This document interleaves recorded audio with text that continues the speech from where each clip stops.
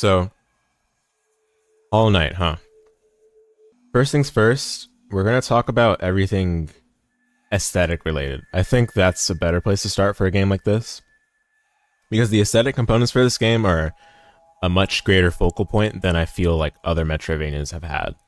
And a lot of the aesthetic things will be positive, looking at it from what the game presents, and then negative from my personal enjoyment perspective. So let's keep that in mind. So aesthetic related things, specifically relating to the characters. The way this game flows overall, the way this game presents itself, it presents itself with the world, it presents itself with the setting and atmosphere and ambience, and allows the player to form and piece together elements of the story on their own. It's a style of storytelling that works very well for a certain kind of game. For this kind of game, I'm not sure if it really resonated with me, but I understand that it resonated with a lot of people. And I don't necessarily think it's a bad way of approaching the story, but it's not a way of delivering the story that I personally prefer. With that being said, the characters in this game are cool. I didn't really find a character that I disliked. All the characters give a pretty reasonable or great impression when you interact with them with their dialogue. They all have something meaningful to say that contributes to painting the picture of this game's world and story. I think overall, with what the game worked with, in terms of presenting the story through dialogue, through flavor text, and all of that, characters are well done. I didn't find a character I disliked. The Hornet character, definitely a recurring character that plays a pretty important role from what I understand. And she makes her return in the second game as well, the upcoming Silksong, right? Cool character for sure. Her dialogue all felt terse and straight to the point, right? But it made each individual moment of interacting with her like something like that. It's like, you know, when you meet someone in real life and they have like an excellent air to them, right? That air kind of carries with you as you go on with the rest of your daily routine, or even perhaps whatever you go through in your life from then on, right? So that's how I felt like Hornet was in this game. So I greatly appreciated that. And I think the other characters in general were cool too. The story itself, I had no clue what was going on in this game the whole time. I could get a sense of what the game was trying to communicate, but I honestly didn't really know what was going on.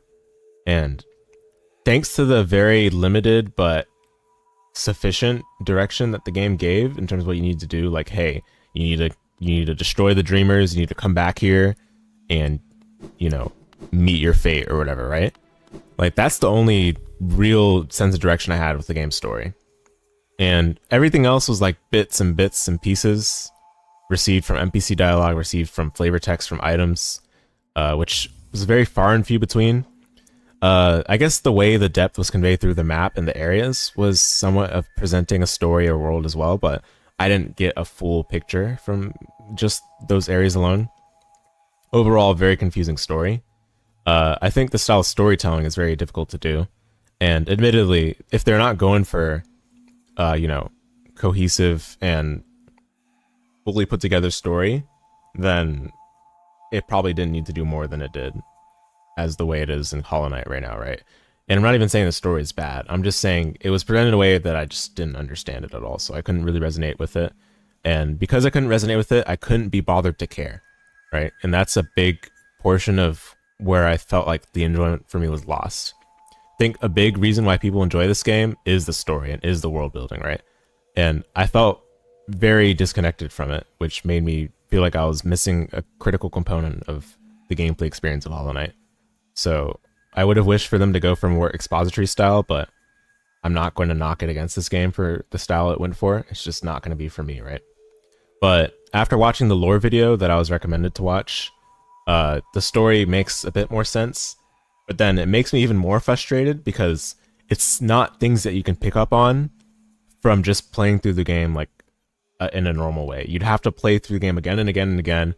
You have to be very close detective eye with all the little objects in the game, all the representations, all the symbolism, and eventually you can kind of paint the picture in your head, but even then, like, you have to you have to bridge a lot of the gaps.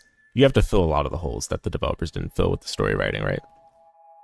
It's just I don't think it's a narrative style that I prefer personally. If you're really trying to communicate a story, right?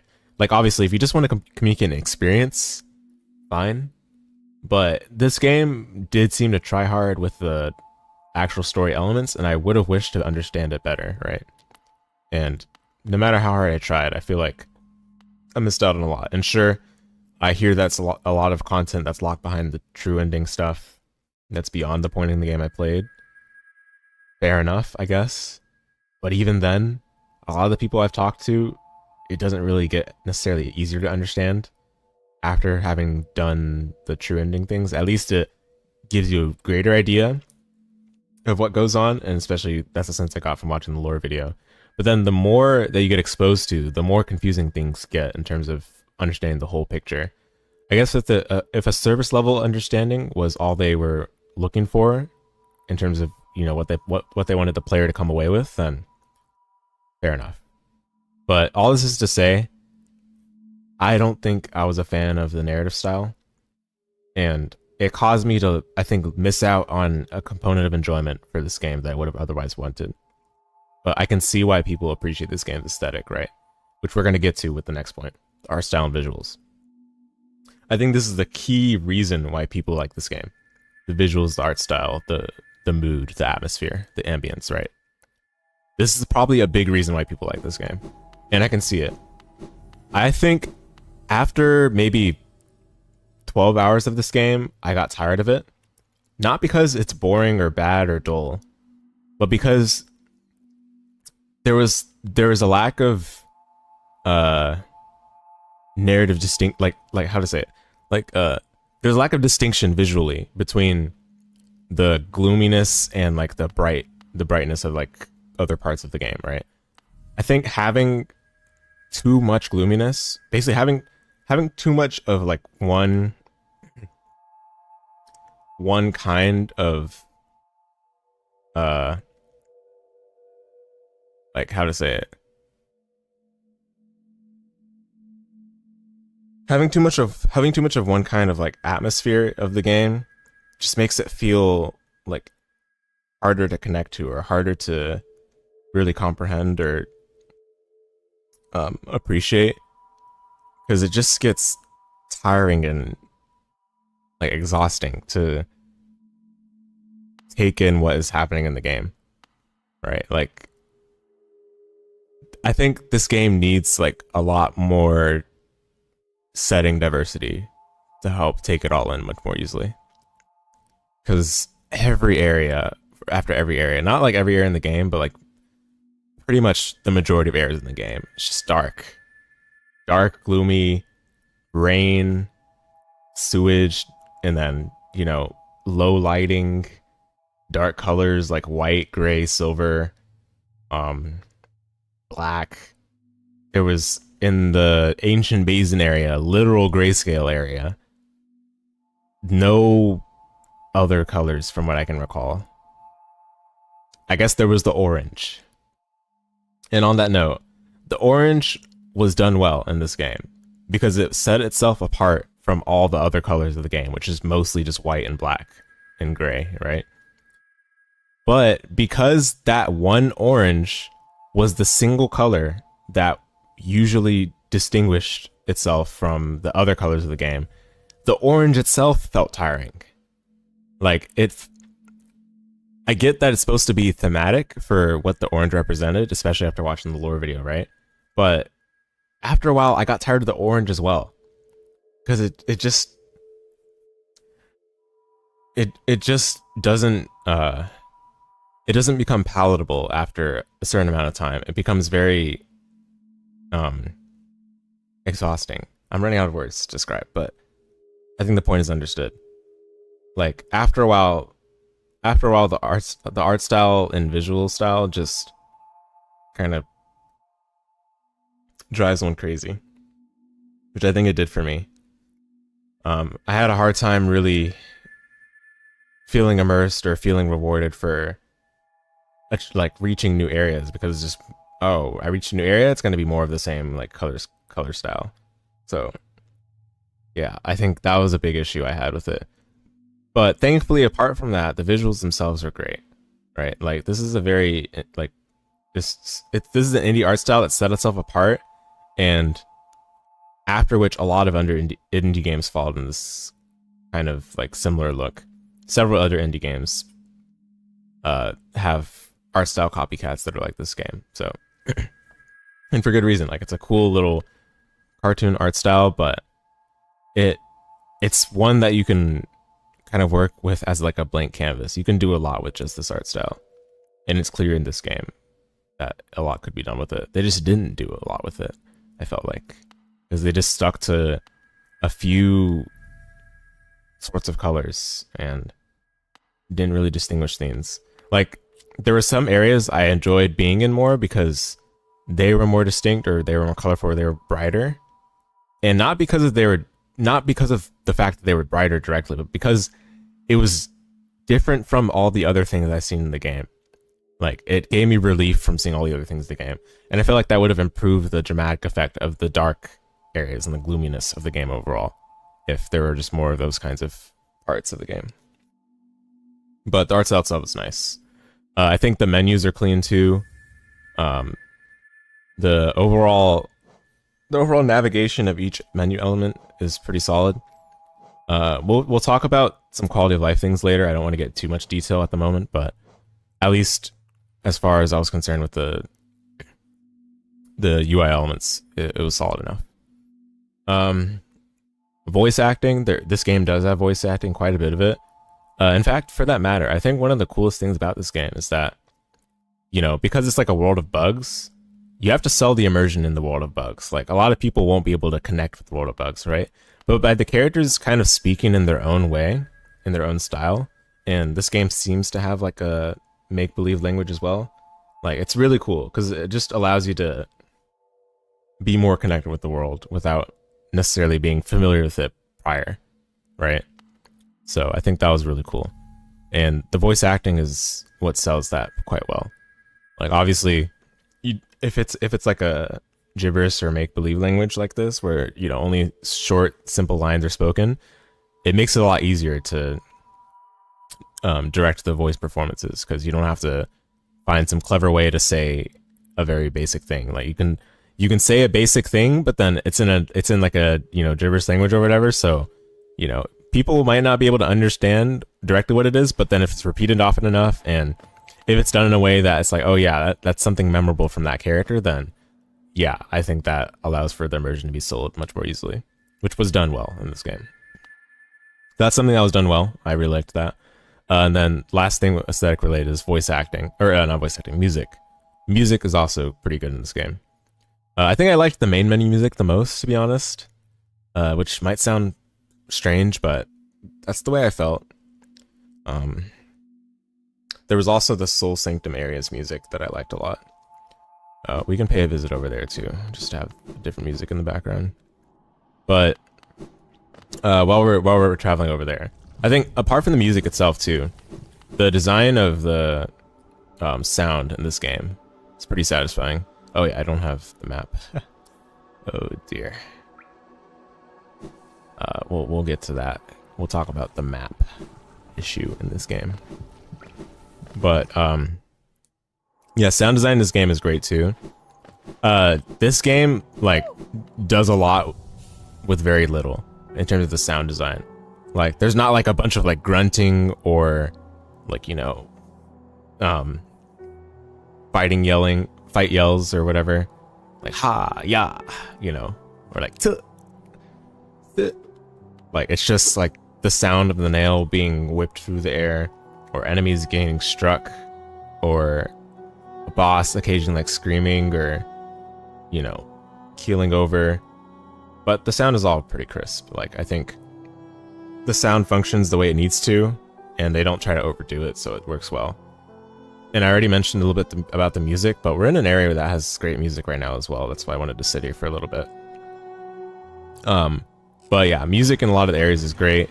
The music in the Hollow Knight boss fight as well, I liked quite a bit.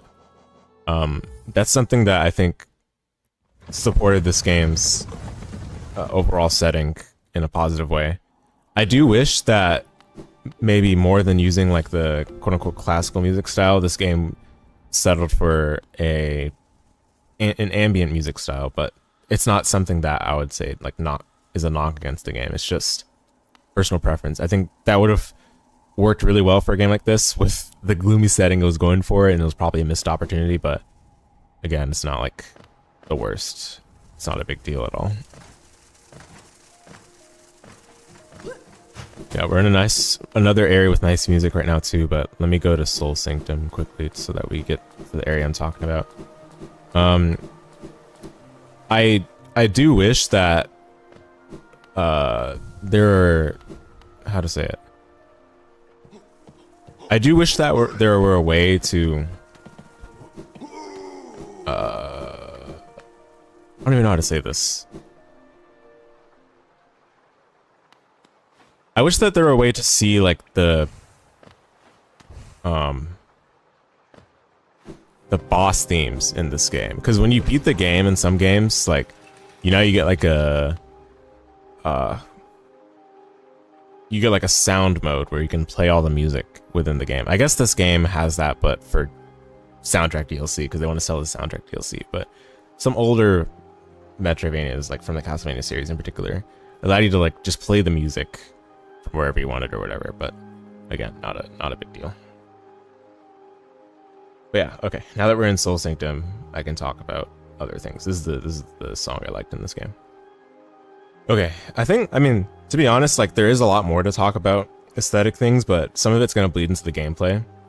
And the way this game handled its storytelling for a Metroidvania is very unique. So I think it's worth just blending it in with the gameplay elements. So let's now talk about gameplay elements. So yeah, overall aesthetic things, for the most part positive, but not for me. I think that's where I stand with that. Gameplay is not going to necessarily be like that. Let's first talk about the map design, which I think is the biggest elephant in the room for this game. So, the map design, first of all, the first thing that really stands out for the game's map design is that it's big, right? And big is not a bad thing or a good thing. Like, as long as the player is able to be engaged throughout, then I think the game can be as long or short as it wants. And I'll stick with it as long as I enjoy it, right? But you have to make it something that will hold the player's attention and that respects the player's not just time that they're taking to play, but also gives them enough meaningful moments while they're interacting or moving around the map. So I think with this game's map design, the areas are connected quite well. Like, they're condensed in a way that, you know, because a game like this is very big, but you wouldn't necessarily be able to tell directly by looking at like the map zoomed out, because all the areas are just condensed so well, right? I think the way the rooms are connected is good in some parts, and then it's ruined in other parts thanks to some certain features that we'll get into. But I think the overall map design is fine. The main thing that makes me impressed about this game's map design is that it's very open and it's very non-linear, which is something that I like from Metroidvanias when they go for a map design that's very open, allows you to explore pretty much any path at any time, or not any path at any time, but like a lot of paths at the time that you're currently in with the progression abilities you have, because it just gives the player a lot more room to like move freely and make use of the abilities that they have at a given time for much longer. Because I like when you have a lot of time with progression abilities, because it just gives you a chance to like not just experiment more, but at least gain more comfort and give yourself more of a chance to be engaged with the game. So this game definitely does that, right? Now, that being said, I think the openness and the non-linearity of this game is ruined by very interesting quality of life features put in the game that I think genuinely bring the game experience down for me. And what makes it feel even worse is that it feels like all of it was intentional when it didn't really have to be, because I don't think it added anything meaningful to the game for it to have been intentional. That's mainly being so we'll talk about these main things: the sparseness of the save points, the sparseness and inconvenient locations of the fast travel, and the fact that the map is given to the player upon finding an NPC and upon saving the game. So those three things are the things that I think bring down the openness of this map design in this game. Let's talk about the save points, because this leaks in the quality of life a little bit. The save points in this game are very sparsely distributed. They don't feel like they're put in spots that really mean anything, I guess. It's just like the spots in this game where they're placed, on one hand it feels like partially a checkpoint, but on the other hand there's just a lot of places that you don't really care about there being a save point there other than to get your map progress, right? Which I don't really think is a great implementation. Now, one thing that does make save point locations matter in this game, whether it was intentional or not, but I guess it worked out for this game emergently, right, is the fact that when you quit out to main menu, you actually get put back to the save point you last used with all the progress that you got at the time that you used the quit to main menu, which is something that we'll talk about more later on for how it's used for fast traveling and stuff. But that was an interesting feature left in, of course, intentional or not, they left it in because this game's been out for long enough where I feel like if the devs didn't intend for it, they would have patched it out, right? But they left it in, and I think whether they intended it or not, it worked well for this game because it neutralized a lot of the bad points that I thought were present in the game with regards to the save points and other things. But yeah, I think just overall the save points are just placed in very odd places. Like, it doesn't really feel like the save points being put in some spots means anything other than to just get your map progress up to date and perhaps to have a place where you can just go back to after you die. But then that's the problem. A lot of the backtracks from when you die are horrendous. Like, you made it through like a pretty difficult section. This is especially the case with Deep Nest, where you literally have only 2 save points, and one of them is like one of the most utterly useless save points I've ever seen. It's the one right here. Technically there is another save point, I think, in a distant village, but it's not shown on the map, and you have to get like up the corridor in order to see it, I guess. But anyway, the save point that's my mouse is not visible, but it's right here. There we go. This save point right here, I don't feel like it really had much impact. Perhaps because it's too close to the other save point, but not just that. Like, just the save points in Deep Nest in general are just makes traversing the area very frustrating. Because on one hand, you have the checkpoint for updating your map, but then if you die, you're sent really far back, where having the map only lets you know where you're going, but you still have to make that traversal again, which the traversal you make feels like, okay, I made it through it once, I got my reward, now I should be able to like travel fast between certain spots, unless the backtrack is required for me to get like more items along the way, which is not the case for this game. If anything, the backtrack is for the most part used for getting your soul back if you died. So yeah, the sparseness of the save points was really negative for my experience playing this game. And it's a sad thing too, because when I played this game, I didn't necessarily find myself like having the save points to, you know, have as a spot where like, oh, I died, I respawn at the save point, yay, it should be fine. No, if anything, the save points for me to get my map progress up to date, up to the point I had traveled, because you literally can't see where you're going until you get to a save point. And the fact that I can quit to main menu and respawn back at the save point I last used with my map progress up to that time. So the save points were just very oddly incorporated into the game. I feel like the save point should have just been fast travel straight up. I mean, they ended up being fast travel, I guess, if you count the quit to main menu, but I don't feel like that's what they were put in the game for, and it kind of shows because it's just very oddly placed in a lot of parts of the game. And there's several spots in the game where you just don't get a save point for a very long time, and traveling through those spots without the map showing you where you are, except for just the compass, makes it feel like like basically the feelings of exploring in a Metroidvania are not properly tapped into in this game, I feel like, because of the way the map is structured and because of the way the save points are distributed. So despite this game being very open and very non-linear, I feel like it was brought down by the fact that your map didn't show up-to-date progress of where you were until you got to the save point, which who knows where it's going to be, because this game was very difficult in putting the save points in convenient spots on purpose. So one negative there. Second negative, along with that, the fast travel. And this is worse than the save points in my opinion. The fast travel in this game is very bad, I think. And the way it's saved is that at least you can go back to the hub town to fill up your resources or buy from the shop at any time you want, as long as you find another fast travel point. I thought that was the best part about the fast travel. But other than that, the fast travel is so poorly distributed throughout the game for how big of a map this is and how many areas there are. There's usually just one fast travel per area, and if you count the trams, sure, there might be another, but the trams are really just for connecting areas that aren't directly adjacent to each other. That's all the trams are doing. It's not really fast travel.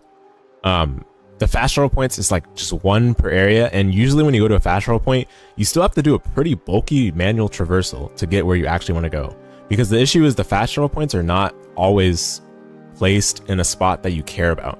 It reminds me of what I've talked about with public transit in real life, especially in the US, where the reason why a lot of public transit systems in the US don't get high ridership is not because like people don't care about public transit or people would rather drive. It's because the public transit doesn't take you to spots that you care about going to. Like if you're trying to go to like the downtown city center, if you're trying to go to a stadium game, the transit system doesn't take you to those spots in an efficient way that makes it justifiable to take them over driving a car. Now, if they took you along a route or took you to the spot that you care about going to because it's a hot spot or it's a spot that a lot of people are interested in going to, then sure, people would ride it, right? That's how I felt about this game. The fast travel, I used it out of like essentially like, you know, oh man, I'm gonna spend a long time manually traversing if I don't use the fast travel, right? But at least the fast travel like cut down the traversal time. I felt like the fast travel in this game was just not conveniently placed in most of the spots it was in. For example, Howling Cliffs. You get the fast travel for that at the very end of the game. Like at the very end of like where you get the normal ending. Because it's like you only get it when you have all the other fast travel stations unlocked, right? But Howling Cliffs itself, you're not really going back to really, I guess. And all it does, that fast travel point, is okay, it might take you to Dirtmouth, but you can just go to Dirtmouth directly with the fast travel there. Okay, fine. It might take you to Upper Green Path, but you can just go there directly with the fast travel at that area right there. It's like, it's just pointless. Just pointless. I'm not saying it shouldn't have been there. I'm saying that's an example of where it's not put in a convenient location that I care about. Deep Nest fast travel. It feels like this was such an afterthought. It feels like this fast travel is legitimately just to get to the Dreamer. But then for the rest of Deep Nest, you have to manually travel where you're trying to go to. Every single part of Deep Nest. Feels really bad.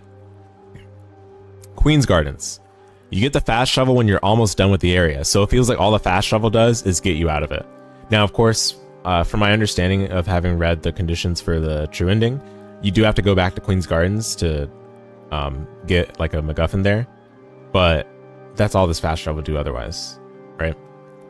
And maybe this issue is made worse by the fact that you only get map progress after you get to a save point, so you don't even know where you are relative to like fast travel or other hotspots in the area until you've made it pretty far. And in the case of this fast travel point, I've already made it through a lot of Queen's Gardens by the time I find it. So getting this fast travel point doesn't really feel like a major reward as I feel like it should be. Forgotten Crossroads, another example. This area is a lot bigger than it looks. And part of why it's a lot bigger than it looks is that getting to certain spots requires you to go around a lot. Because you can't like travel straight through like the middle, you have to go around to get to the middle, or you have to go around to get there. And then late game, when you get the infested crossroads, which you can't really expect because the game never gives any indication of it, but there's some paths that are locked and you don't know which paths they're going to be locked. So it felt even worse to manually travel back after going to fast travel through the crossroads.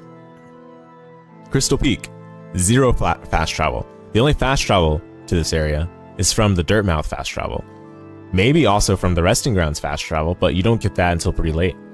So fast traveling into Crystal Peak is very tiresome, if we can even call it fast travel by that point.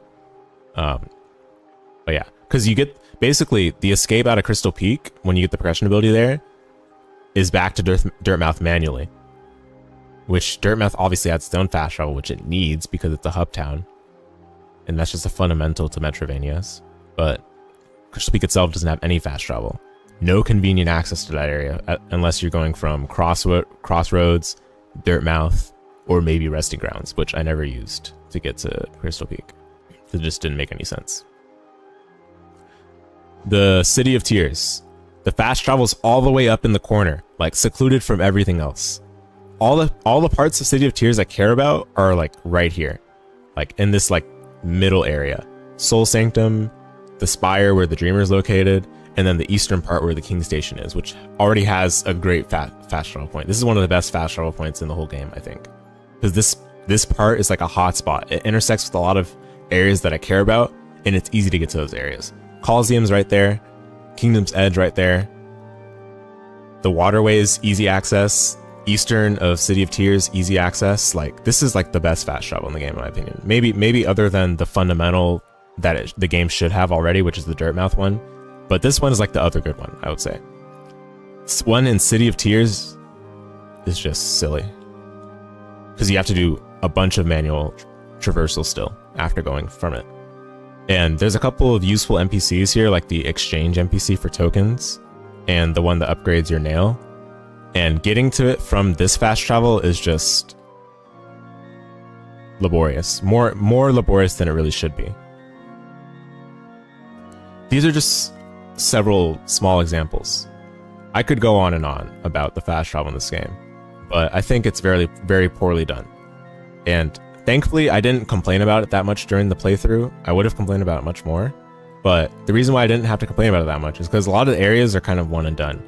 Like, you explore it, you get through it, and then you're done. Like, you don't necessarily go back to it for all of the things that you need to do in the game. But there were some parts of the game where I'm like, okay, I explore an area partially, I gotta come back later, but oh, actually I don't have any fast travel to come back later. That was the case for Fungal Waste. Where is that? Fungal Waste, you can see that there's no fast travel on Fungal Waste. The fast travel on Fungal Waste is Queen Station, which I ended up using as the fast travel there. And thankfully Queen Station is centrally located, but the reality is that you're not really able to use Queen Station's fast travel to get to anywhere else in a meaningful point in the game at that time in the game until you unlock the map for Fog Canyon, because you don't really know where you're going in Fog Canyon for a while. Hey, what's up, Waka? Yeah, no problem. Thanks for lurk. Yeah, anyway, fast travel in this game, very poor, very bad. And please don't give me the tram is the fast travel. Tram is not fast travel. That is just imagine these dotted lines are not there. This is just how these areas are connected, that's all. Nothing else. Last thing is, what was I talking about? Was the last point?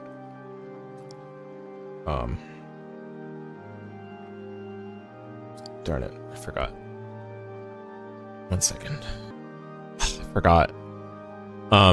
If it comes back to me, I'll reiterate the point. But yeah, there's one other thing I want to talk about though before we move on.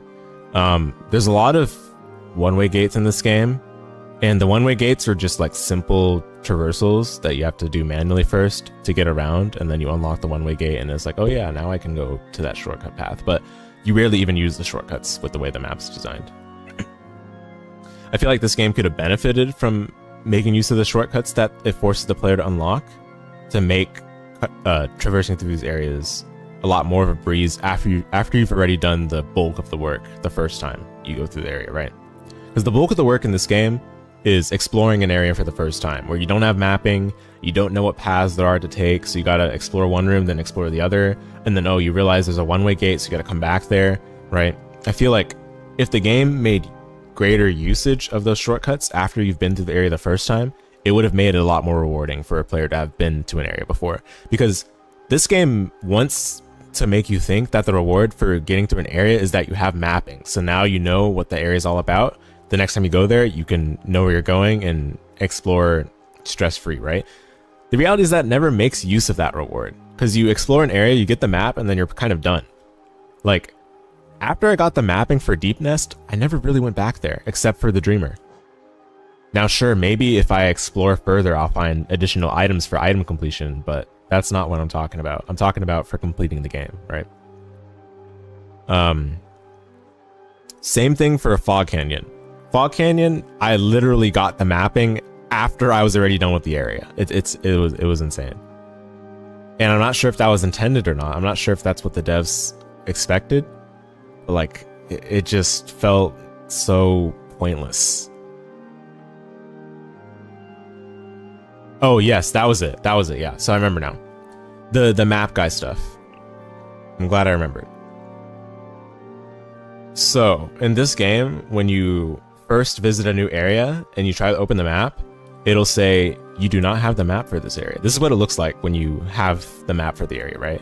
You open the map with the map button and it'll show you the map of the area. And right now I don't have the compass, what's it called? The compass charm on, so I don't see exactly my precise spot, which is just a hilarious and annoying quality of life feature that I think needs to go. Or not quality of life, but that gameplay design decision was very baffling. We'll talk about it later. But in this game, when you visit a new area, it'll show like you don't have the map for this area. So in order to get the map for the area, you have to visit a specific NPC, right? Which honestly, every time it felt like I had to stumble upon the NPC. Now, early in the game, the NPC was located pretty early into the expected entry into the area. So it was no big deal. Like, you just find the NPC almost immediately, you get the map, and you're on your way, right? So no issue for a lot of that. But mid-game and towards when I was getting closer to completing the ending, there were a lot of moments where I would find the map guy when I'm almost done with exploring the area. This was the case with Royal Waterways. Royal Waterways, I was like literally done with the area. Like, I already beat the boss, I got the swim progression ability, and I was making my way to the left exit because I was trying to look for, you know, other areas that I could go to, right? And then I found the map guy at the end. Like, I can pinpoint where I found him. Found him right here. And I was so annoyed. I was like, why am I finding the map guy when I'm already done with the area? Like, this is supposed to be a reward for exploring the area, but then I'm already done. I don't care about it anymore. Right? And maybe I was thinking in my head, oh, maybe they expect you to enter the area from the left side. So, okay, fine, right? But no, there's a lot of other examples of this. It's not just Rural Waterways. It was also Resting Grounds, where I got the mapping like way after I had already visited it. It was also Fog Canyon, which I got the mapping literally after I finished it. Queen's Gardens, same thing. Deep Nest, one of the worst examples. You go through that area a long time without knowing where you're going. And that area is really sparsely distributed with save points and fast travel. So map guy is my first issue with this, right? That you need to find an NPC to give you the map. And I get it. It's a design decision that they did consciously, right? It's very clear that it's intentional. It's not like they were like, oops, we made it so that the player has to buy a basic quality of life feature. No. They knew what they were doing. It's part of like setting up the setting of this game. But I think doing something like this has to be done very consciously with all the other Metroidvania fundamentals of exploration in mind. In a game like this, where it's very, very open, very non-linear, you can take almost any path towards the early mid-game. So many paths you can explore. And just having no idea where you're going, no sense of direction, is just terrible. I think it makes it such an awful experience for exploring, especially for a first playthrough. Obviously, for future playthroughs, I'm going to be much more in tune with where I'm going because I've played the game before. But I think you gotta really make the first playthrough count, because that's what a lot of people will start and stop with, right? If you really want to make the game replayable, then we can talk about other features that are implemented for that, because games like Super Metroid have done that before with their knowledge gating, right? Games like Symphony of the Night have done that before with item drops in other RPG mechanics. But a game like this tries to make it so that, oh yeah, now that you have the knowledge of areas of the game, you play it a second playthrough and it doesn't matter that you don't have the map. But I don't think that's a good way to do it. Especially not for a game that's very open in the exploration like a game like this. So that's bad point number one. The sub point of this is the fact that the map progress only updates when you hit a save point. I think that's a very poorly implementation of a feature for a game like this. Makes it so that 99% of my aim when I enter a new area is just looking for the map guy and then looking for the save point. I'm not looking for anything else.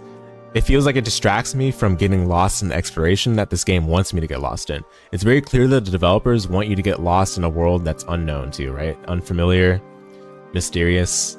They want you to explore and piece together the puzzle pieces on your own and use the exploration to do that, right?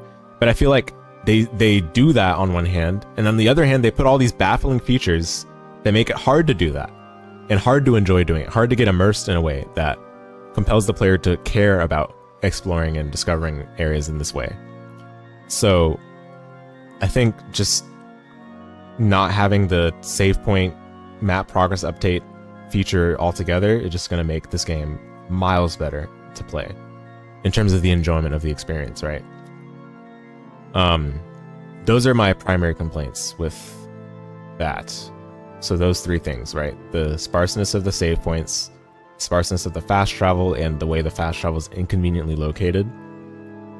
And then the fact that you have to find the map guy, and then your map only updates when you hit a save point. And since we're talking about these things, it's worth mentioning too, the compass stuff. You can see right now, I don't know where I am. I mean, I know where I am, but I don't see it on the map, right? But I know where I am because it's near the bench that's in Soul Sanctum. But in this game, you cannot actually pinpoint your exact location without equipping the respective charm for the compass, which, by the way, costs a slot of your charms.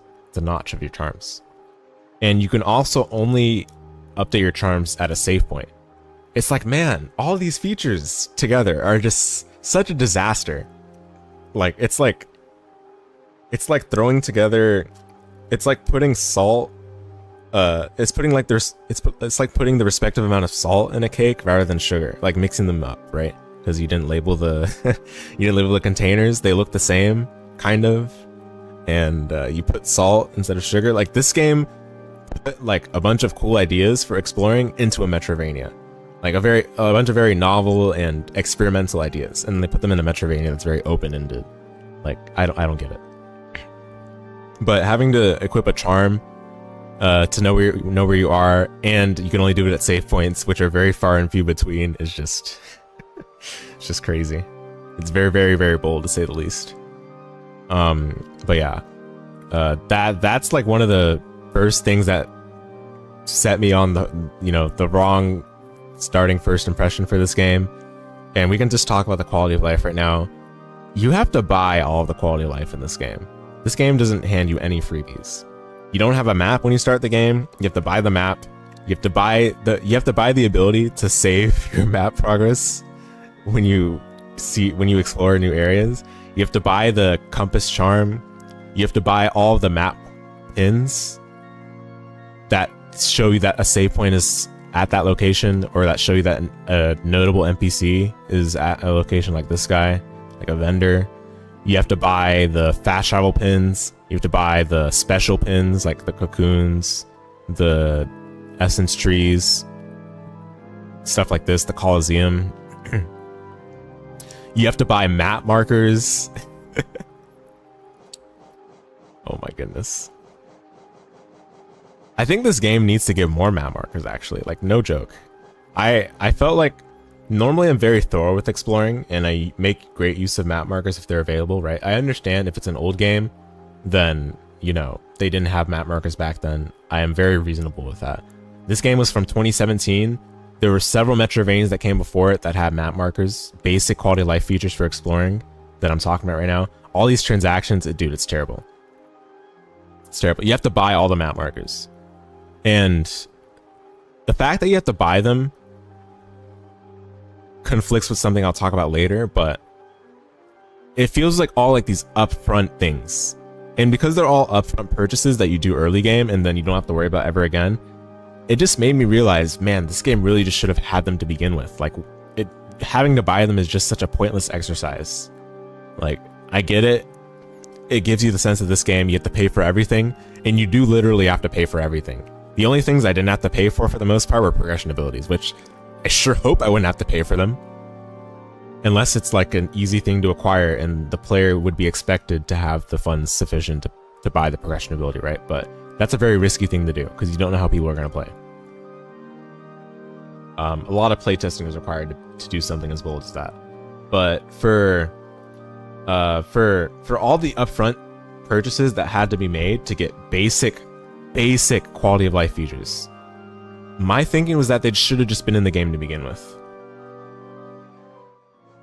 I'm gonna go back to my last save and show a little bit of what I'm talking about, but yeah, things like buying the compass, buying the ability to update your map at a save point, buying the save point pins, buying the fast travel pins, buying the NPC pins, buying the essence tree and other notable landmark pins, buying map markers. It's just too much. Extremely arrogant in my opinion.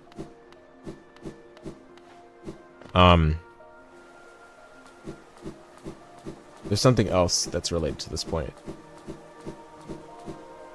So I love the fact that they weren't afraid to make use of their own currency in this game. I feel like some games are afraid to have player currency be used a lot because they don't want it to be like, oh, if you're not able to keep your currency, or you know, if you hoard your currency, then you won't be able to spend it on the things that we want you to spend it on, right? Because some developers are like that. Like they're afraid to make things cost money because they don't want to push the player into hoarding or push the player into spending all the time. This game, though, because of how many things you have to spend your money on, I felt like, okay, hoarding the money is pointless because I don't know if I'm able to keep it anyway with all the corpse running, right? So I'm just going to spend it if I have enough money to buy it.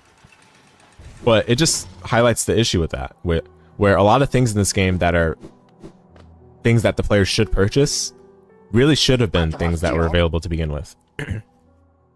So this shop doesn't have much anymore, right? Because I bought a lot of it already. The other shop that they give you at the beginning of the game, I already bought all of it out too. And she's like, oh yeah, you've bought everything, so I'm so sorry, we have nothing else. And you can still see I have 1900 geos still left to spend on whatever I want to spend. Part of the reason why I have so much money though is something that I'll talk about right now. This game has corpse running because, you know, it's trying to add all these Souls-like elements to Metrovanias. Very bold, very risky thing to do. And they really tried their best. They really integrated these things with thought, careful thought. But even then, I don't think it was implemented or integrated as smoothly as it could have been. This game has corpse running.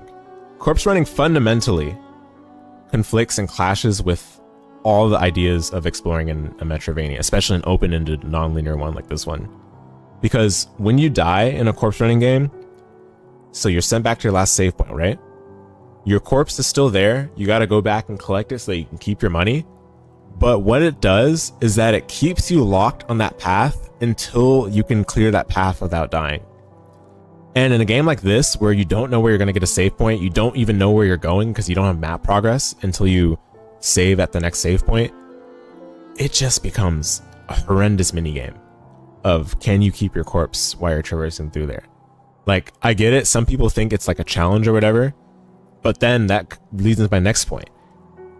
All the corpse running they incorporated in the game immediately invalidated by the fact that you can save quit in this game. So I'm gonna demonstrate it here right now. Where's it nearby? So let's go to a fast travel point, right? I'm gonna go to a fast travel save point, and we're gonna save there. And I'm gonna fast travel back to the hub town.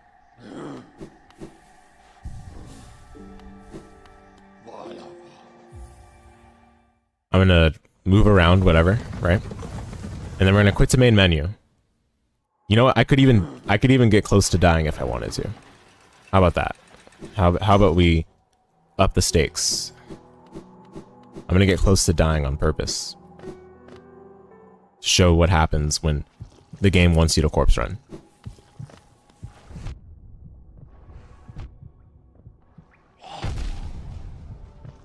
Well, the enemy kind of killed itself, so it's unfortunate.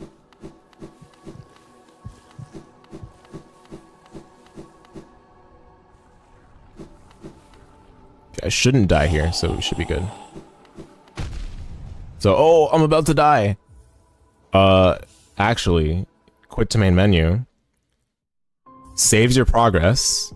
Takes you back to the last save point you used with full HP. And you get to keep all your money. So you don't need to worry about corpse running.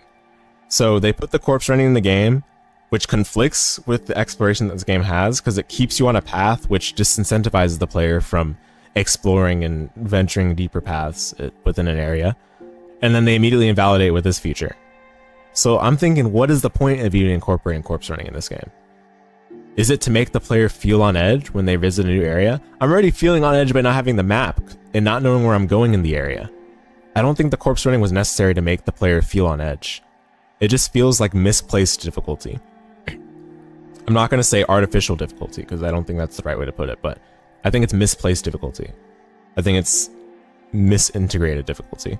Like, if you want the player traversal to be difficult, you do it by, you know, perhaps having a lot of enemy roadblocks along the way, or having, as this game already does, you might have a lot of time between save points or whatever.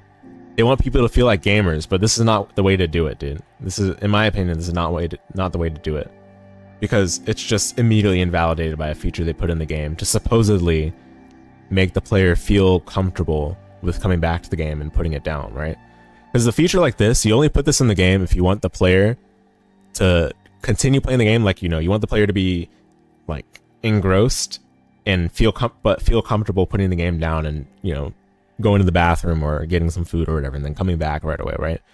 But then if you put this in the game together with the corpse running, which already conflicts with all the other things you put in the game, and then it invalidates the thing that you put in the game to make the corpse running worse, it just feels like a pointless thing added to the game just for bloat or for scare. Because if people don't experiment with whatever's in the game, then they might not be aware of this, right? But this is in the game, and it's fair game if it's in the game.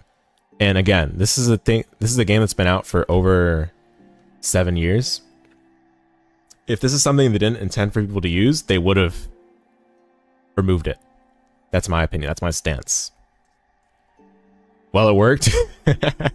It sure did. Yeah. I mean, but you know what I'm saying? Like, this to me makes it feel even more pointless to have corpse running in the game. Corpse running in this game could have been removed, and I think it would legitimately make no difference. I don't think it would make any difference. And people that think it would make a difference are probably not using the quit to main menu feature. And if they aren't using it, that's fine. That's up to them. If they want a corpse run to make themselves feel better, or whatever they want to do, that's up to them. But I'm using what's in the game, and this is in the game. And because it's in the game, and it invalidates another feature in the game, it makes me feel less positive about that feature being in the game in the first place, especially when that feature being in the game conflicts with what I believe to be one of the better parts about playing a Metroidvania, especially something about this game, which is the open exploration, right? And the non-linearity. Those I feel like are strong points about Metroidvanias in general. And this game does it very well. But then it defeats itself with all these other features that were tacked into the game together with the quality of life. So yeah, that's that. We spent at length talking about it, but that was all related to the map, the exploration, and the fast travel and the saving. So those are all packaged together. I hope those points made sense.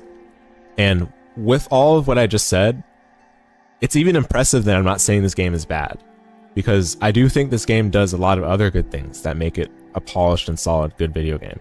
Because all these things I just mentioned are such easy things to fix. Like, they're not hard things to fix at all, which means that this game's foundation is solid enough.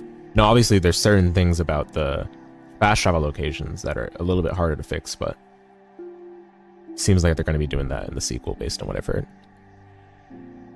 But yeah, that's my thoughts on the exploration in this game, the fast travel saving, and the map design. We talk a little bit more about the exploration, but I want to come back to it. Let's talk next about the movement. So this game's movement's very... It kind of has the illusion of being primitive at first, but I think this game's movement is actually really good. And there's a bunch of simplicities with the movement that I think elevate the game much more than would be elevated otherwise. Because when you start out the game, the movement is very, very dull and bland, uninspired, right? You only have a basic walk. Like right now, I'm able to move really quickly, right? And it's actually because of a charm that I have on, I believe. Yep, Sprint Master. So maybe I should remove that so that you don't get confused. But we can remove all of these and put on the compass. Yeah, it should be good. So when you start the game, you just have the basic walk, right? And this gets boring very quickly, but you have to just walk for a long time in the early part of the game. It's unfortunate that this game is really slow with giving you good movement options, because I do think apart from this basic walk, the basic control and feel of the game is pretty good. You have full air control when you jump. You can jump with different modes of precision very easily. You're also given the ability to there's like a knockback mechanic in this game, and the knockback is explored to the full by the developers and all the other like mechanics that they associate with it. Because the knockback you can actually use to your advantage. When you collide with objects, you can bounce off of them, especially if you attack downwards, which I think is really clever. Something that brings up this game quite a lot, I believe. Maybe it's not the right area to show it, because these enemies are a little annoying, but you can like bounce off of stuff in this way. You can also bounce off of things to the side of you, right? Like this is all really clever for platforming, which we'll talk about in a second. But I think these things are like what bring up the movement, because otherwise the movement's very dull in the beginning. You can't even dash. And then once you do get the dash, which is a progression ability that you get pretty deep into the early part of the game, your dash is a cooldown. And I need to remove the charm I have that decreases the cooldown. But your dash is a cooldown, which I think outside of boss fights feels really bad. For boss fights, I can completely understand its integration, because they want you to commit to your dashes like in a Souls-like manner. So I get it, I understand it. I'm not a fan of it personally, but it's fine. I don't have any issue with it in the boss fights. In the moment-to-moment gameplay of traversing and exploring, I hate it, because it's just so slow to move around. And this is with the dash, by the way, with the cooldown dash. Before you even get the dash, it's even worse. You just have to walk, and it's so slow to move around, so slow to explore. In a game as big as this, especially, right? So that's my complaint about the movement early on. But then once you get progression abilities, the movement gets so much better. I think in particular, the disparity between how much better the movement gets in this game with each progression ability is kind of insane, to be honest. The wall jump is just the best increase in the movement capability in the whole game, and then it just doesn't get better after that. It doesn't get that much better after that, I should say. It still gets better, obviously, but in terms of like the satisfaction of your movement capabilities after that, the increase in the joy I felt after getting further progression abilities in my movement didn't feel as high, because the wall jump is just so much better. In fact, I think they should have put the wall jump later into the game, because the wall jump is just so powerful of a movement progression ability to get that it's like very puzzling to put it as the second progression ability, to be honest. But yeah, I don't want to get ahead of myself with progression abilities. So yeah, movement in this game, it takes a while to really feel good. The basics are there. They feel great. I think one thing that would have helped for sure is just having the player start with the dash. I don't see why they made the dash a progression ability. Having the player start with the dash would make things feel a lot better, because I don't think I would have that many complaints about the movement at all. Just the fact that you have to walk for so long in the beginning of the game is pretty bad.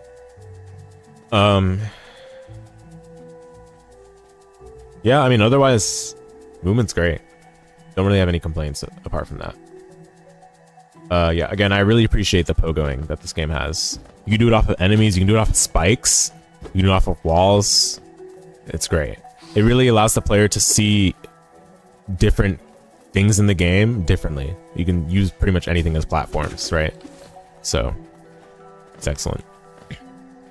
Okay, let's talk about the platforming.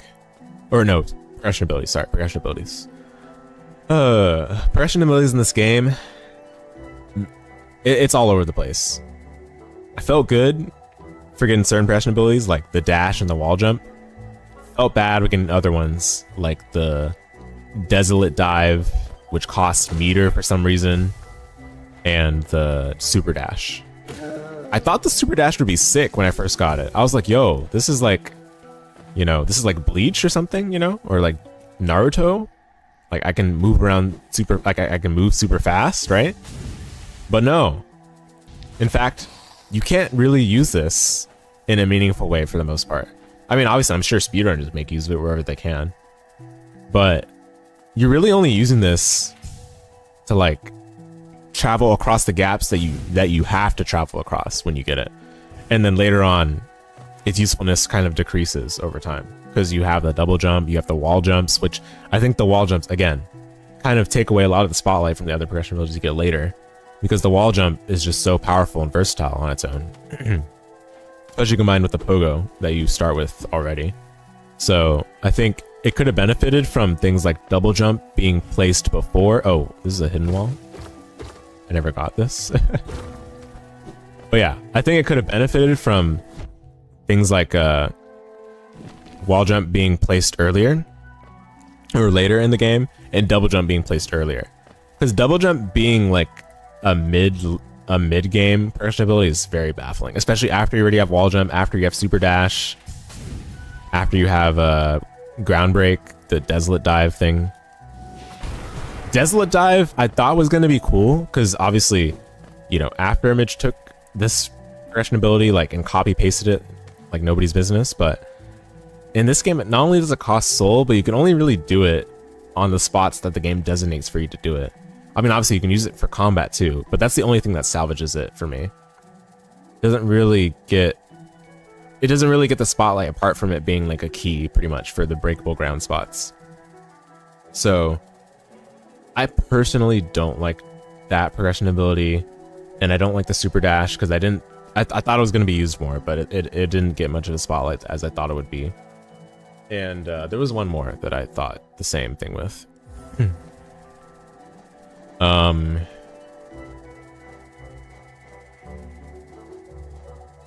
Which other one was that?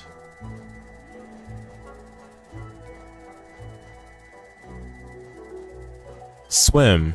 But swim is fine. But I don't know. Like, the point in the game where you get the ability to swim in the acid, it's kind of hard to remember the spots that you couldn't swim in the acid before that you now can, because there's not really anything that sets them apart in the map, and there's not like one area that's like, oh, this is the acid area.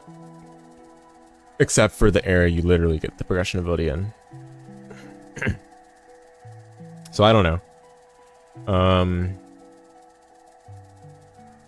Yeah, I think progression overall, we'll call it okay.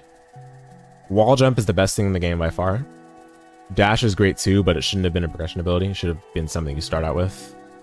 Everything else is just kind of whatever. Like double jump, whatever.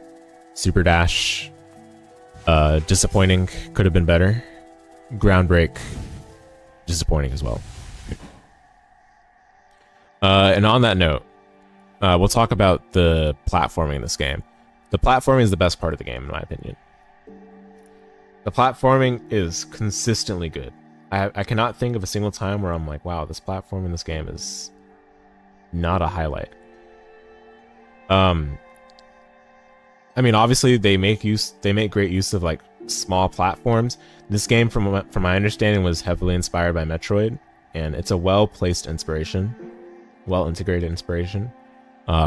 They make the platforming intense. They make it thoughtful.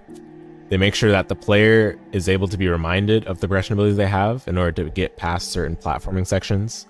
They allow you to have multiple methods of getting through those platforming sections, such as putting enemies in a certain way or putting those bouncy pads We should just go to the area I'm talking about. I think it's from Queen Station. Cause yeah, I think the platform was consistently good. I really enjoyed it. That was probably the most enjoyable part of the game for me. And it's something that the game excelled in without even really needing progression abilities at all. It's made me think like, yeah, man, this game could have been sick as just a pure platform instead of trying to have Metroidvania components as well. But part of why the platforming feels so good without progression abilities too is that you just have so much air control of your character in the game, right? So that's a big reason why as well. But yeah, the platforming obviously gets so much better by the fact that you also start with, or not start with, but by the fact that wall jump is an early progression ability, right? That's part of it too. But yeah, these bouncy pads, normally you're like, oh, I auto bounce on them. I don't have much control because I'm bounced at a specific angle. No, but then when you combine that with the fact that you get the knockback from attacking with the nail, that's where things get really sick. And you can do it off of enemies as well. You can also use it to reset your air actions, because it resets your air dash and your double jump. And you can also use it to reassess certain platforming sections before you tackle them. And then there's a lot of intense sections that are required. Even in like the part of the game that I played, which is just up to the normal ending, there was a lot of parts that were involving platforming wise, but they weren't necessarily like so out there in the difficulty or whatever. So it was the right balance. Thought it was great. I kind of wish this game had more of the platforming stuff, because that was a great highlight. I hear that there's a lot more when you do the true ending stuff, but to be honest, locking the great platforming behind that, I don't know if that's something you want to necessarily have as a bragging point for the game. I think if it's just good throughout, or it's something that the players can comment positively on throughout, that would do a lot more to propel the game than putting it all towards the end, where you're not necessarily sure if the players will stick it out that long, right? So that's enough about that. Let's talk about the progression itself. Not the progression ability, but just the progression overall. I think in this game, it wasn't done that well. I think the distribution and time between each progression ability is a bit too long. And it's very hard to tell how far you are in the game, because not only do you not have a percentage of completion for areas that you visit, partially because you don't get the map until you find the map guy, but also you don't really have a good sense of how far you in the game based on the progression ability you get. And that's something that a lot of other Metroidvanias are able to do without having to really spell it out for the player very explicitly, right? Because you get the feeling like, oh yeah, I got the screw attack, I'm pretty close to the end. Or in Soten, it's like, oh yeah, I got flight, I can now go to a bunch of areas with this. Or, oh yeah, I saved my friend, now I can go get the true ending. In this game, it's just like, I got the 3 dreamers, I think I'm close.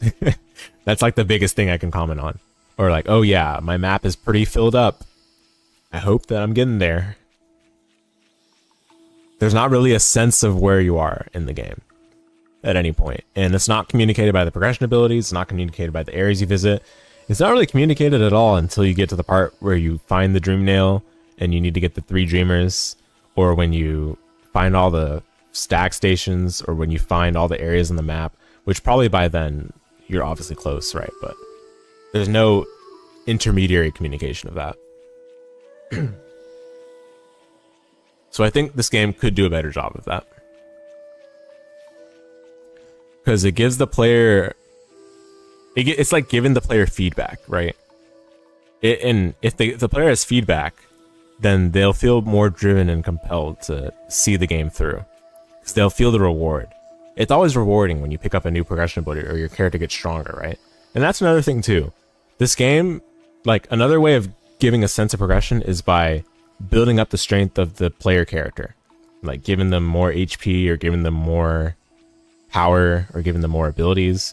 In this game, yeah, you got all the charms to work with, but the issue is that the charms are kind of just random abilities. Like, not random, but like they're just abilities. They're just things that you can work with in terms of your loadout, but it doesn't necessarily give you a sense that you're progressing.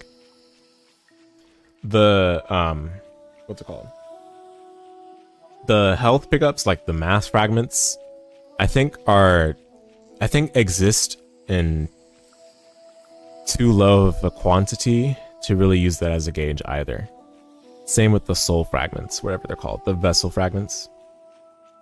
Vessel fragments and the mass shards. Both of those I don't think are... I mean, dude, the fact that you need 4 mass fragments to get 1 max HP up is kind of weird. Like, I think 3 is the right number. 3 for the vessel fragment, but 4 for the mass shard is kind of messed up. Metroid gave you 1 E-Tank for finding 1 energy up. Symphony of the Night gave you 5 HP up for every life max, but also full healed you. And the life maxes exist in such a high quantity in Soden specifically. And in other Castlevania games in general, there's levels. So you already feel a sense of getting stronger. This game has no levels, has no like abilities that you get sequentially. It's just like, oh yeah, I need to find this specific material to get my attack power up. And it seems like the attack power goes up by like 1 hit point. So enemies that you previously, like, you know, maybe you 3-shot them, maybe now you 2-shot them.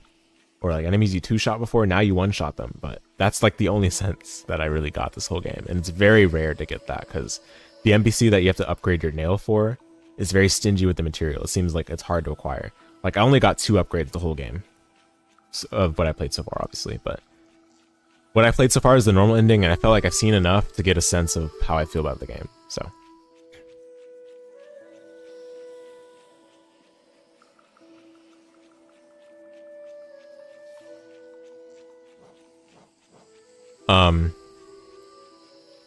one thing this game does do well is giving you a plethora of things to spend your money on.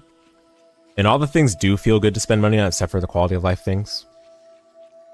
Because again, as I mentioned before, the quality of life things just should have been there to begin with, without having to spend money on it.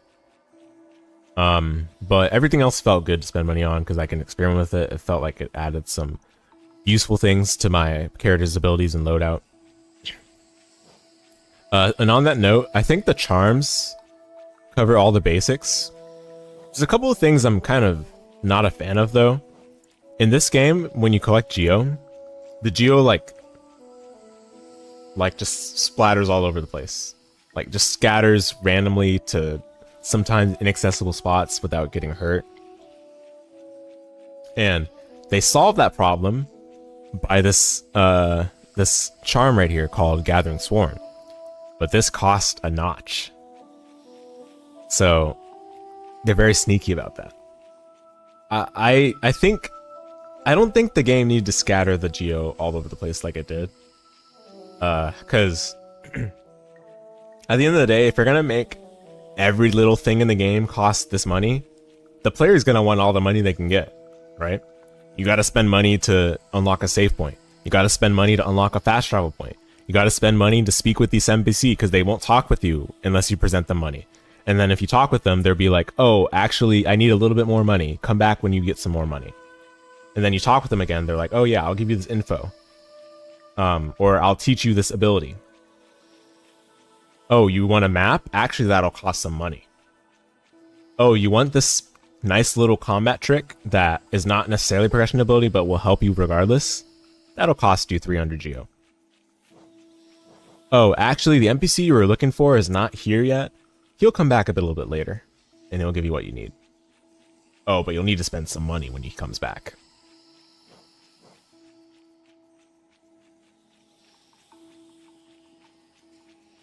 So every little thing in this game costs money, right? It's done to an extreme. There are extremes. This game is on the extreme of everything costing money. But at least the things that you spend money on are usually useful things. Usually. Usually being the key word. But that's what I'm saying. Like, I think the majority of these charms are cool to have. There wasn't a single charm where I was like, oh, this is kind of bad. I don't want to use it. Like, each of these charms seems to have their usage. But I do wish that they didn't feel the need to have to scatter all the geo when you defeat an enemy, or scatter all the geo when you break a rock. Because geo's so important, why not help the player feel compelled or rewarded whenever they get geo? Like, feel like, oh yeah, I'm getting geo, yes. Scattering it all over the place is just a little much. The other charms, I don't know. Getting notches felt pretty hard. Like, I have 7 notches right now, but it doesn't feel like this is a lot. I can barely work with some builds with this. But at the end of the day, the charms just make the game a little easier. You don't really need them. The only charms I really say I needed, personally, the Compass Charm and the Gathering Swarm Charm. Those are probably the only ones. And then, okay, I guess the Dash Master Charm too. But that's because I didn't like the cooldown for traversing. For bosses, I couldn't care less about the Dash Master. But for traversing, I was just thoroughly annoyed with having the cooldown because it just made me move so slowly. So I just had this Dash Master for traversing. But having the marker of where you are located be behind a charm is a little bit goofy. Silliness. These like fragile charms is very clever though, I will say. Like, these are pretty powerful from my understanding. I kind of neglected them and shunned them for a while, but I do see the potential of these. It's a shame that they break if you die, but as I mentioned with the quit to main menu, that's to offset the otherwise very very punishing downside, so I appreciated these 3. It kind of rewards the high risk, high reward playstyle. Yeah, but there's so many charms I didn't get, so I don't know. I don't know what the rest of these charms are like. Regardless though, cool system. I kind of wish it were expanded upon more. Like, having more abilities that are not on charms, just have them be like actives, like consumables, or have stuff be behind passives that you can carry the character permanently. Like, having the charge attack was very nice, because I can just use them whenever I want, or I could decide not to. Having the upgraded fireball and the upgraded dive is cool too. Maybe having more of these would have been nice to up the capabilities of the character, combat-wise. Which will get into my next point, the combat. Combat, guys. I didn't like the combat in this game. People rave about the bosses in Hollow Knight. For how much they're raved about, I really thought of, I can only think of like maybe 2 or 3 bosses that really wowed me to that level. The Mantis Lords, Hornet, the second Hornet fight specifically, and the final boss, Hollow Knight. Maybe there are other lovely bosses that are in the part of the game I didn't play. I don't know. But, you know, I wasn't necessarily all that amazed by the bosses I fought up to this point. The majority of the bosses were fine. They were fine. They were solid. Nothing to rave about. There was one boss that was particularly amusing in how poorly designed it was, but that's just my opinion, right? I'm very predictable with the bosses I don't like, so that was the case for that boss. Every other boss was just a roadblock that you have to overcome. If anything, the boss fights in this game are the traversals to some of these bosses, because my goodness, some of these bosses, because the save point was so far from where you actually fight the boss, in particular what comes to mind, the Soul Sanctum traversal. Oh my goodness. This is the save point that's nearest to when you fight the boss. You have to go here, here, here, here, here, here, here, here, here. It's like here or so.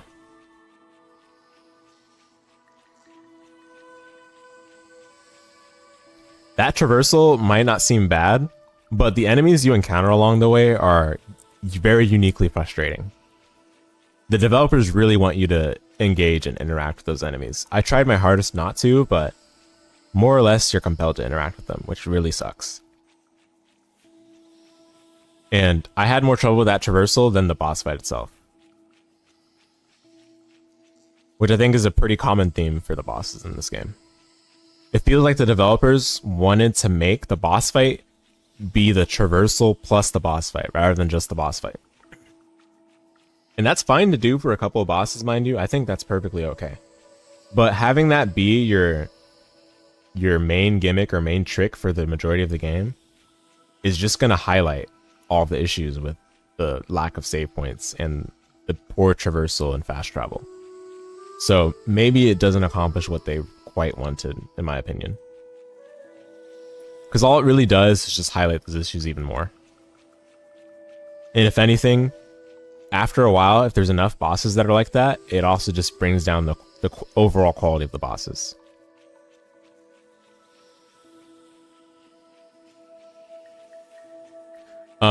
The boss fights, though, again, as I mentioned before, like nothing to rave about, but they weren't bad. Like, you know, in general, it felt like the bosses were enough of a breakage from the exploration, which I think if it fulfills that purpose, then I think they've done their job. So with that in mind, I think they fulfill their purpose. I don't have any major complaints beyond it.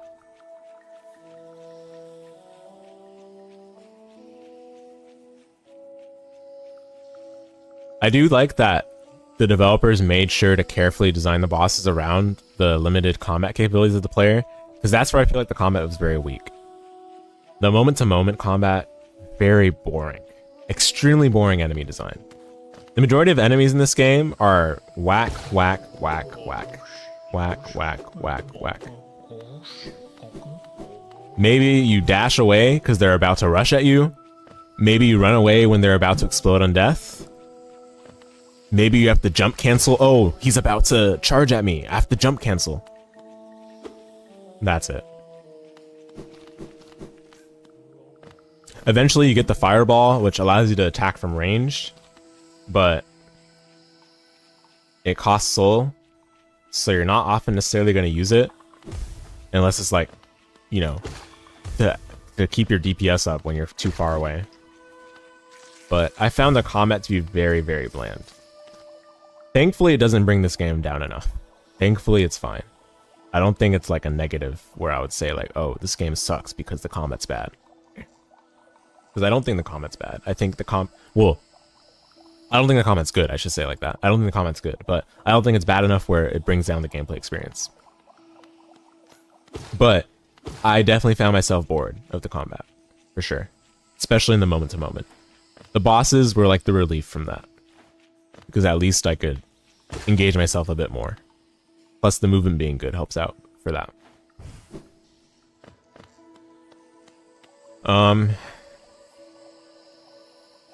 Yeah, again, I wish they just made greater usage of having more abilities outside of like just the nail.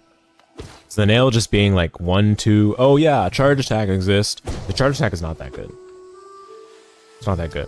One thing I realized about the charge attack is that it actually keeps you vulnerable briefly, because you can't really do anything about the recovery. You can't cancel the recovery, you can't jump it, you just have to hold it after you do it. Whereas for the nail, you can jump after it. And plus, if you're in the air doing the nail, you can still freely air move. Full air control. So yeah. Now, one thing I will say, the system of the soul, again, I wish they made use of this more, because I think the soul system is really cool. It allows you to build up meter when you hit enemies, and use the meter to either heal yourself, or use it for the special attacks. And I wish they explored that further, because I think that's the coolest part of the game for the combat systems. So I hit the enemy a couple times earlier, I got hit a couple times there, I use it to heal back up. The heal is very, very slow, which I think is actually a great and intelligent design choice, right? Because it makes it so that you really have to find those moments where you can get the heal snuck in and still stay in the combat, right? Without being damaged again. And I see a lot of people like that complain about it with scrub talk. Like, no. That's a good part about this game for sure. Again, I just wish they incorporated more systems around the soul system, because I think that is a strong point of the game. And it's something that a game like, for example, Pseudo-Regalia copied. However, I will say, Pseudo-Regalia's implementation kind of shows that you can't just rely on it alone to carry your game, because all they really did was incorporate the system where you charge up a meter and then you can use it to heal, and then occasionally you can expend it for like a powerful attack, right? But doing nothing beyond that can make it feel bland and feel like it wasn't explored to the fullest capability. So I hope that's expanded upon for whatever future game this developer works on. We could talk more about the enemy design. I think the enemy design was part of what made the combat boring. A lot of the enemies just kind of walk there, sit there. They feel like just a nuisance rather than like a proper enemy. There are even some enemies towards the mid-late part of the game where they literally just run away. I mean, obviously the enemies do contact damage, but it's just very rudimentary enemy design. Nothing spectacular. There are a couple of like dangerous elite enemies that did more damage per hit. And there are a couple enemies that explode to deal 2 damage per hit as well, but I even feel like those exploding enemies were more threatening than the elite enemies. The elite enemies, it was just like a longer hurdle to overcome rather than like a proper enemy, it felt like. But you can still make a good game out of basic enemy designs. So I'm not gonna knock this game super hard for having very basic enemy design. A game like Isaac can make a wonderful game while having the most bare bones basic enemy design out there.